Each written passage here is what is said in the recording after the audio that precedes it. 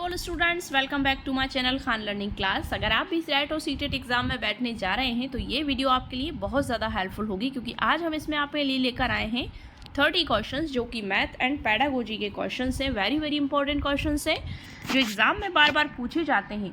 तो अगर आप इस चैनल को पहली बार देख रहे हैं तो चैनल को सब्सक्राइब कर लीजिए और सब्सक्राइब करते वक्त बेल आइकन प्रेस करना बिल्कुल ना भूलें, जिससे कि आप हमारी कोई भी लेटेस्ट अपलोड को मिस ना करें। तो चलिए स्टार्ट करते हैं आज की वीडियो। जियोजेब्रा सॉफ्टवेयर की सहायता से शिक्षार्थी ब्लैंक के द्वारा ज्यामिति को सभी अवधारणाओं को सीखते हैं। जियोजेब्रा नाम सुना होगा आपने, नहीं सुना हो तो देख लेते हैं। सॉफ्टवेयर, जियोजेब्रा एक सॉफ्टवेयर का नाम है। तो इसकी सहायता से शिक्षार्थी जो होते हैं, लर्नर्स जो होते हैं, के द्वारा ज्यामिति को सभी अवधारणाओं को सीख सकते हैं। खोजपरक उपागम के द्वारा, परिप्रेक्ष्य आधारित उपागम है, परियोजना आधारित उपागम के द्वारा या व्याख्यान आधारित उपागम के द्वारा। सो इसका राइट आंसर हो जाएगा ऑप्शन नंबर 1, खोजपरक उपागम के द्वारा सीख सकते हैं। नेक्स्ट क्वेश्चन इज दैट कक्षा 6 की पाठ्य पुस्तक से निम्नलिखित प्रश्न को पढ़िए। कक्षा 6 की पाठ्य पुस्तक से निम्नलिखित प्रश्न को पढ़िए। पूर्णांकों का ऐसा युग्म लिखिए जिसका योगफल एक ऋणात्मक पूर्णांक है। उपरोक्त प्रश्न उल्लेख करता है। किसका उल्लेख कर रहा है ये प्रश्न देखते हैं। मतलब कक्षा 6 की जो पाठ्य पुस्तक है उस पाठ्य पुस्तक से क्या कहा जा रहा है, एक क्वेश्चन को पढ़ने के लिए कहा जा रहा है कि पूर्णांकों का ऐसा युग्म, मतलब जोड़ा, पेयर, जिसका योगफल एक ऋणात्मक पूर्णांक है। मतलब जिनको यदि जोड़ें तो उनका योगफल जो आएगा वो एक ऋणात्मक पूर्णांक होगा। उपरोक्त प्रश्न उल्लेख करता है। किसका? चिंतनपूर्ण प्रश्न है, ये बंद अंत वाला प्रश्न है, बहुविषयी प्रश्न है या खुले अंत वाला प्रश्न है। सो इसका राइट आंसर हो जाएगा ये ऑप्शन नंबर 4, खुले अंत वाला प्रश्न है। मतलब इसमें सोचना पड़ेगा। नेक्स्ट क्वेश्चन इज दैट कक्षा 6 की ज्यामिति कक्षा में, कक्षा 6 की ज्यामिति कक्षा में अध्यापक ने विद्यार्थियों को 30 डिग्री, 60 डिग्री और 90 डिग्री माप के कोणों की रचना व उनके विभाजन करने को कहा। उसके बाद विद्यार्थियों को 15 डिग्री और 45 डिग्री का कोण बनाने के लिए कहा। इस समय वे कार्य अध्यापक का जो प्रयोजन दर्शा रहा है वे कौन सा प्रयोजन है। मतलब एक समय में विद्यार्थियों को उन्हें 30 डिग्री, 60 डिग्री और 90 डिग्री, मतलब 2 न्यून कोण और एक समकोण बनाने के लिए दिया, और फिर 15 डिग्री, 45 डिग्री का कोण बनाने के लिए कहा। मन का मतलब 2 न्यून कोण और बनाने के लिए कहा। तो इस समय ये कार्य अध्यापक का जो है वो प्रयोजन दर्शा रहा है, तो वह कौन सा है। शिक्षार्थी की उपलब्धियों का संक्रियात्मक परीक्षा में आकलन कर रहा है। अनुभव संबंधी अधिगम का मौका देना या दिए गए कार्य को पूरा करने के लिए विद्यार्थियों की समझ तथा सीखे गए 2 कौशलों को समन्वित करने का आकलन है। प्रत्येक विद्यार्थी को किसी न किसी कार्य में व्यस्त रखना है। सो इसका राइट आंसर हो जाएगा ऑप्शन नंबर 3, दिए गए कार्य को पूरा करने के लिए विद्यार्थियों की समझ तथा सीखे गए 2 कौशलों को समन्वित करने का आकलन कर रहा है। नेक्स्ट क्वेश्चन है छाया ने दी गई परिमेय संख्या को इस प्रकार हल किया। -25 बटे -30 बराबर -5 बटे में 6। इस प्रकार की त्रुटि को माना जा सकता है। मतलब परिमेय संख्या को इस प्रकार हल किया है। तो ये क्या है? प्रक्रमण परक त्रुटि है। समस्या को ठीक से ना समझने के कारण त्रुटि हुई है, गलती हुई है। लापरवाही त्रुटि है। संकल्पनात्मक त्रुटि है। तो ऐसे क्या कहा जाएगा? ऑप्शन नंबर 4, संकल्पनात्मक त्रुटि कहा जाएगा। नेक्स्ट क्वेश्चन है कक्षा 7 की पाठ्य पुस्तक में दी गई निम्नलिखित समस्या को पढ़िए। एक मानचित्र दिया गया है जिसमें पैमाना 2 सेंटीमीटर बराबर 1000 किलोमीटर है। यदि मानचित्र में 2 स्थान 2.5 सेंटीमीटर की दूरी पर हैं तो उनके बीच की वास्तविक दूरी क्या होगी? ये समस्या है। मतलब एक मानचित्र दिया गया है जिसमें पैमाना 2 सेंटीमीटर का है और बराबर 1000 मीटर है, और यदि मानचित्र में दो स्थान 2.5 सेंटीमीटर की दूरी पर हों तो उनके बीच की वास्तविक दूरी क्या होगी? तो उच्च स्तरीय चिंतन कौशलों पर आधारित समस्या है ये। समस्या समाधान के कौशल को बढ़ाने की है, अंतर विषय प्रकृति की है या फिर अनुसंधान प्रकृति की है। सो इसका राइट आंसर हो जाएगा ऑप्शन नंबर 3, अंतर विषयी प्रकृति की समस्या है। नेक्स्ट क्वेश्चन है गणित में समस्या के समाधान का निम्नलिखित में से कौन सा तरीका नहीं है? अंत से आरंभ की और हल करना, रट लेना, परीक्षण और त्रुटि विधि, चित्रांकन करना। सो इसका राइट आंसर क्या हो जाएगा? ऑप्शन नंबर 2 इसका राइट आंसर हो जाएगा, मतलब रट लेना। नेक्स्ट क्वेश्चन इज दैट तकनीकी पर आधारित खेलों, तकनीकी मतलब टेक्नोलॉजी पर आधारित खेलों जिनमें संख्याओं के गुणनखंड या द्विआयाती आकृतियों को जोड़कर नई आकृति बनाना आदि होता है, इनका प्रयोग ऑप्शन नंबर 1 विद्यार्थियों में अवधारणाओं को समझने की क्षमता में वृद्धि करता है ताकि वे अपनी योग्यता के अनुसार अन्वेषण, प्रेक्षण और निष्कर्ष करने के कारण कुशल हो जाते हैं। मतलब विद्यार्थियों में अवधारणाओं को समझने, कॉन्सेप्ट को समझने की क्षमता में वृद्धि करेगा ताकि वे अपनी योग्यताओं के अनुसार अन्वेषण कर सकें, प्रेक्षण और निष्कर्ष करने के कारण कुशल हो जाएं। शिक्षक द्वारा विद्यार्थियों के गणित प्रदर्शन का मूल्यांकन करने में सहायता करता है। विद्यार्थियों को गणित की प्रयोगशाला में व्यस्त रखने में शिक्षक की सहायता करता है, या फिर विद्यार्थियों की संख्यात्मक दक्षता और परिकलन दक्षता को बढ़ाता है। सो राइट आंसर क्या हो जाएगा? ऑप्शन नंबर 1 इसका राइट आंसर हो जाएगा, क्योंकि विद्यार्थियों के जो कॉन्सेप्ट हैं उनको समझना, उनकी क्षमता में, कैपेसिटी में वृद्धि करना ताकि वे अपनी योग्यता के अनुसार अन्वेषण कर सकें, प्रेक्षण और निष्कर्ष करने के कारण कुशल हो जाते हैं। तो ऑप्शन 1 इसका राइट आंसर हो जाएगा। नेक्स्ट क्वेश्चन है दो पूरक कोण 2:3 के अनुपात में है। दो पूरक कोण जो होते हैं एक दूसरे के पूरक हों, 2:3 के अनुपात में है, उनको ज्ञात कीजिए।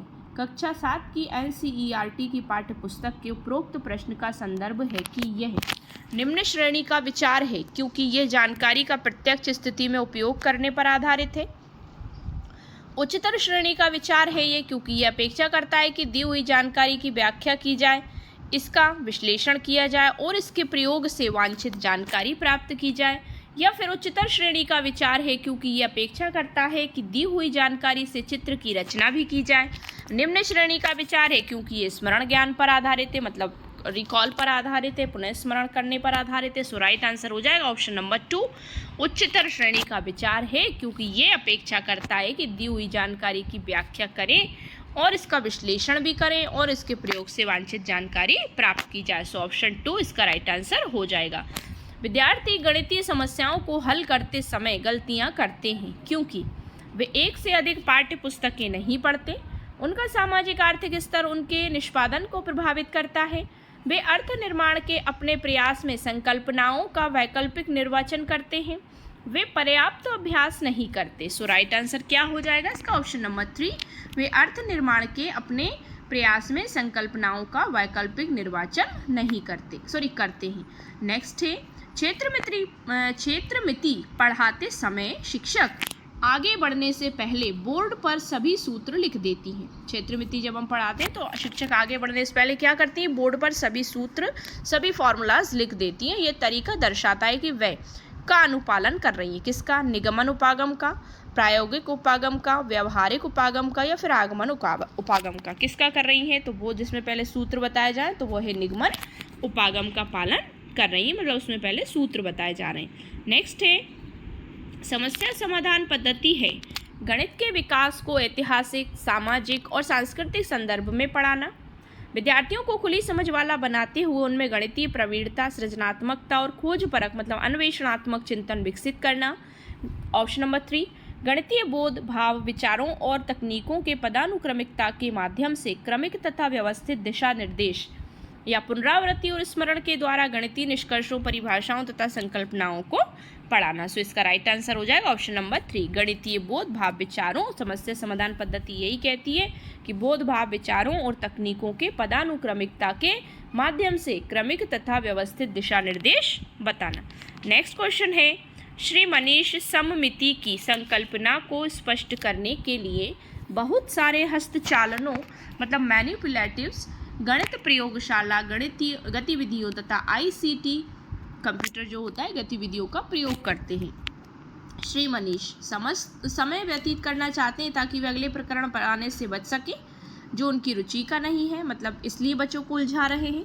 केवल गतिबोधक शिक्षार्थियों को संतुष्ट करना चाहते हैं, सभी अधिगम शैलियों वाले विद्यार्थियों को संतुष्ट करना चाहते हैं या फिर अपने विद्यार्थियों में प्रसिद्ध होना चाहते हैं। सो इसका राइट आंसर हो जाएगा ऑप्शन नंबर 3 सभी अधिगम शैलियों वाले विद्यार्थियों को संतुष्ट करना चाहते हैं। नेक्स्ट क्वेश्चन इज दैट गणित में शिक्षार्थी की रुचि और अभिवृत्ति को परखने के लिए, मतलब बच्चे का इंटरेस्ट किसमें, अभिवृत्ति कैसे करेगा बच्चा उसमें, तो उसको परखने के लिए निम्नलिखित में से कौन सी मूल्यांकन नीतियाँ प्रयुक्त हो सकती हैं? जांच सूची, पोर्टफोलियो, कागज़ पेंसिल परीक्षा, या फिर मौखिक परीक्षा, कागज़ पेंसिल परीक्षा, कक्षा की सहभागिता, या जांच सूची, पोर्टफोलियो, परियोजना, कक्षा की सहभागिता, या फिर पोर्टफोलियो, परियोजना, कागज़ पेंसिल परीक्षा।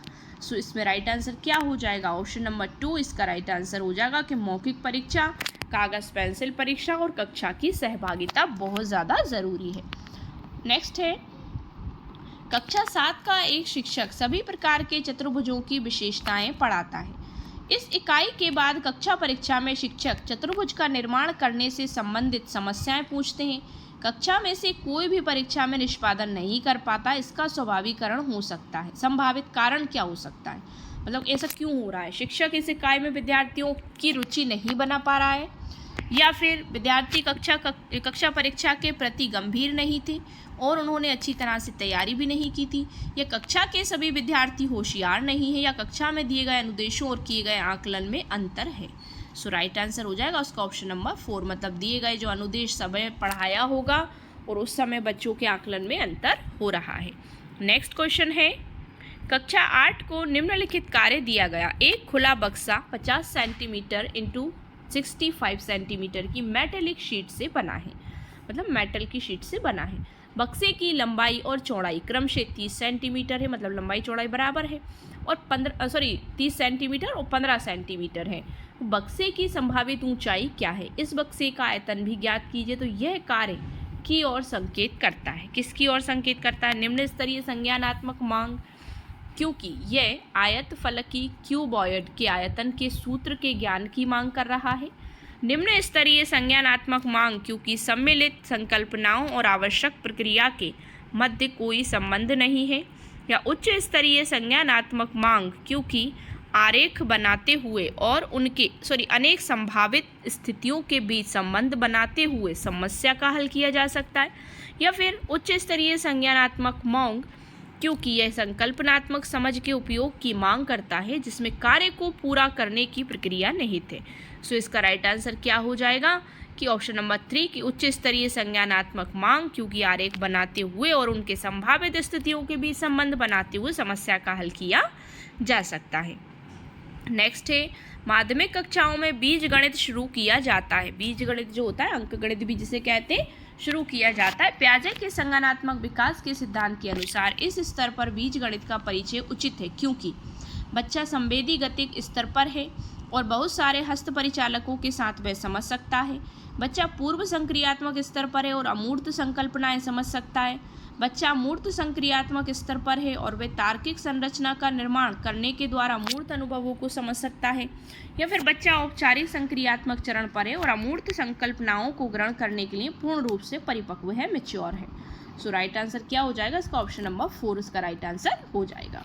नेक्स्ट है, निम्नलिखित एक समस्या है जो कक्षा 6 से ली गई है। रेखीय व्यंजक के माध्यम से निम्नलिखित कथन को अभिव्यक्त कीजिए। नेहा के पास मेघा की तुलना में 7 टॉफ़ियाँ ज़्यादा हैं, मतलब 7 ज़्यादा टॉफ़ियाँ हैं। यदि मेघा के पास X टॉफ़ी है तो नेहा के पास कितनी टॉफ़ियाँ होंगी?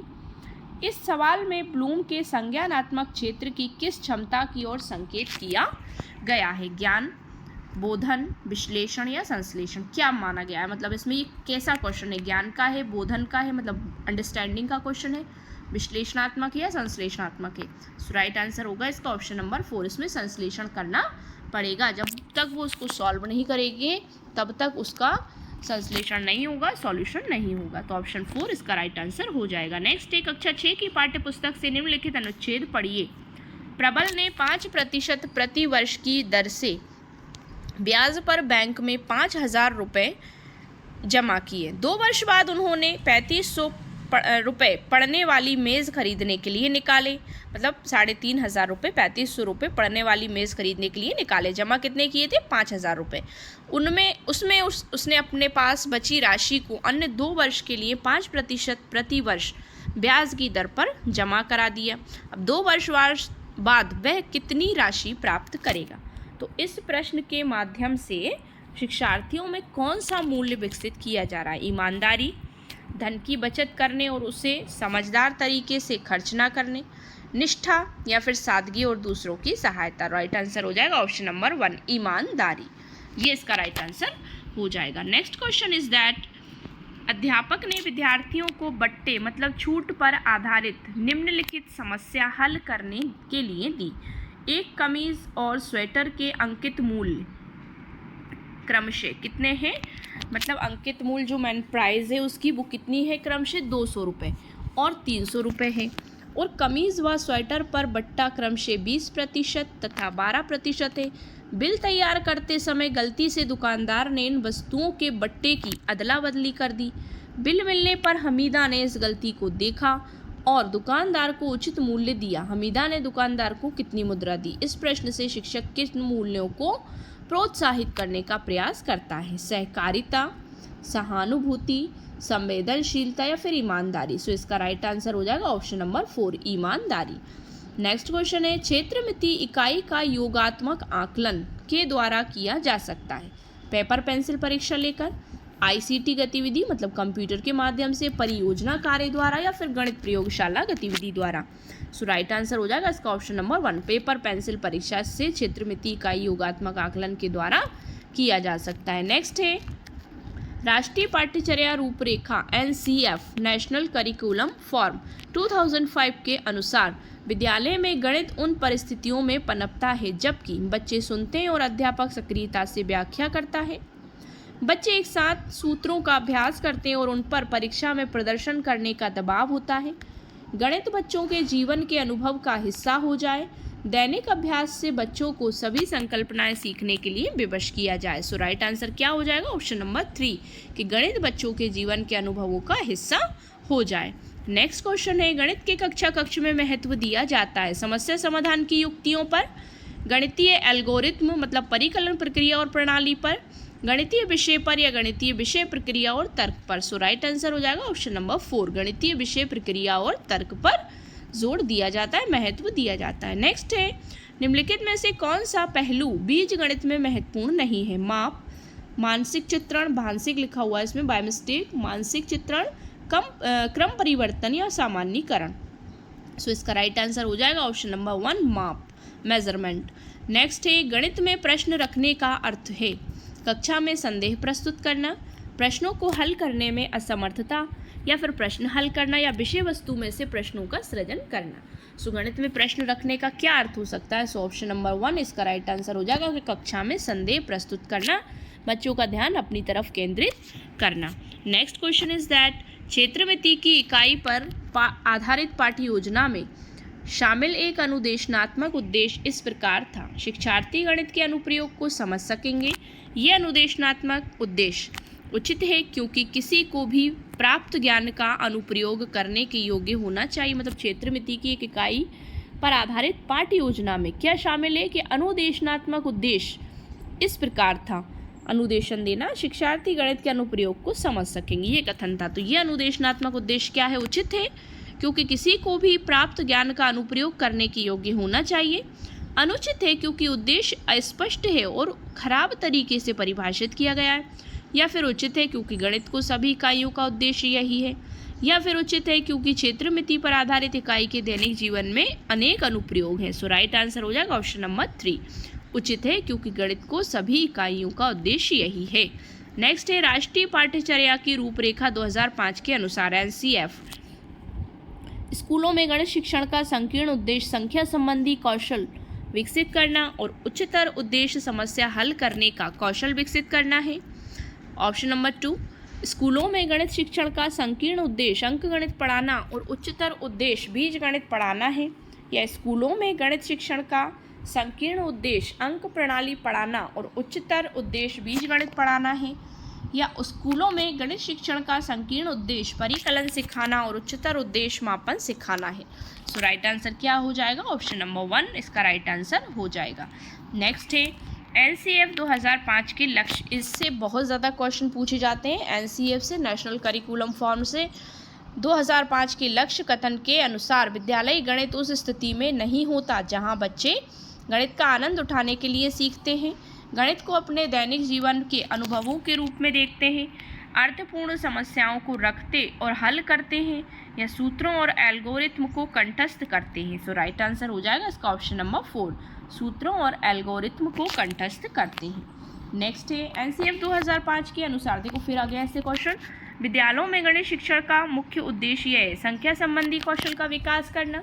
मतलब इसका उद्देश्य क्या है एनसीएफ 2005 का? समस्या समाधान कौशल का विकास करना, विश्लेषणात्मक योग्यता को पोषित करना, या बच्चे की चिंतन प्रक्रिया का गणितीयकरण करना। सो राइट आंसर हो जाएगा इसका ऑप्शन नंबर 4, बच्चे की चिंतन प्रक्रिया का गणितीयकरण करना। नेक्स्ट है एनसीएफ 2005 के अनुसार गणित की पाठ्यचर्या महत्वाकांक्षी सुसंगत है और यह महत्वपूर्ण गणित पढ़ाती है। यह यहाँ महत्वाकांक्षी का क्या अर्थ है? विद्यालय में गणित शिक्षण के संकीर्ण उद्देश्यों को खोजना, या फिर विद्यालय में गणित शिक्षण के उच्च उद्देश्यों को खोजना, गणित की समस्याओं को हल करने के एक से अधिक तरीकों का शिक्षण, विविध प्रकार के गणित का शिक्षण जैसे अंक गणित है, बीज गणित है, ज्यामिति और आंकड़ा प्रबंधन। सो राइट आंसर क्या हो जाएगा इसका? महत्वाकांक्षी का अर्थ क्या हुआ इसमें? ऑप्शन नंबर 2, विद्यालय में गणित शिक्षण के उच्च उद्देश्यों को खोजना है। आज की वीडियो का लास्ट क्वेश्चन है, हमारी विद्यालय पाठ्यचर्या में गणित शिक्षण के स्थान को सुनिश्चित करने के लिए युगल आधार वाक्य है। मतलब जोड़े के आधार पर क्या वाक्य है? किस प्रकार प्रत्येक शिक्षार्थी के मस्तिष्क को व्यस्त रखा जाए और किस प्रकार शिक्षार्थियों के संसाधनों को सुदृढ़ बनाया जाए। मतलब बच्चों के मस्तिष्क को उनके माइंड को बिल्कुल बिजी रखा जाए और उनके जो शिक्षार्थी हैं जो शिक्षा ग्रहण कर रहे हैं उनके संसाधन जो सोर्सेज हैं उनको मजबूत बनाया जाए। किस प्रकार प्रत्येक शिक्षार्थी की तर्कणा शक्ति मतलब तर्क शक्ति सुधार किया जाए और किस प्रकार उसकी स्थानिक योग्यता को बढ़ाया जाए। किस प्रकार गणित में प्रत्येक शिक्षार्थी के निष्पादन को बढ़ाया जाए और किस प्रकार अंतर्राष्ट्रीय ओलंपियाड के लिए मेधावी शिक्षार्थियों को तैयार किया जाए, या फिर गणित की कक्षा को किस प्रकार अधिक क्रियाकलाप उन्मुखी बनाया जाए और किस प्रकार प्रत्येक शिक्षार्थी में प्रक्रमण कौशलों का विकास और एल्गोरिथम की समझ को बढ़ाया जाए। सो राइट आंसर हो जाएगा इसका ऑप्शन नंबर 1 कि किस प्रकार प्रत्येक शिक्षार्थी के मस्तिष्क को व्यस्त रखा जाए और किस प्रकार शिक्षार्थियों के संसाधनों को सुदृढ़ बनाया जाए। ये युगलाधार वाक्य। तो ये थी हमारी 30 क्वेश्चन की क्लास। आई होप सो आपको वीडियो पसंद आया होगा। अगर वीडियो पसंद आया हो तो वीडियो को लाइक शेयर करिए, चैनल को सब्सक्राइब कर लीजिए और सब्सक्राइब करते वक्त बेल आइकन प्रेस करना बिल्कुल ना भूलें, जिससे कि आप हमारी कोई भी लेटेस्ट अपलोड को मिस ना करें। Thanks for watching my video and see you again with the next video. Thank you so much once again.